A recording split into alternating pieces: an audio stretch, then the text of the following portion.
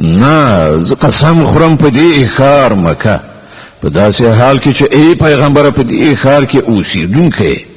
او قسم خورم پر پلار او د هغه پر اولاد چې له هغه نه پیدا شوی دی په حقیقت کې موږ انسان پر رنځ او ستونزه کې پیدا کړی دی ایا هغه دا انګیري چې پر هغه باندې به هیڅ څوک برلاس کېدای نشي او په ویاړ سره وایي چې ما په پندونو مال برباد کړ ایا هغه انګیرلی ده چې چا هغه ونه لید ایا موږ هغه ته دوه سترګې یوه ژبه او دوه شونډې نه دي ورکړي او دوه څرګندې لارې مو هغه ته ونه ښودلې مګر هغه د رنځ او ستونزې په زغملو سره له سختې لارې څخه د تېرېدو همت ونه کړ او ته څه پوهېږې چې هغه سخته لاره څه ده دغه لاره د چا غاړه له غلامۍ نه ازادول یا د لوږې په ورځ کوم خپلوان یتیم یا په خاورو ناست مسکین ته خواړه ورکول دي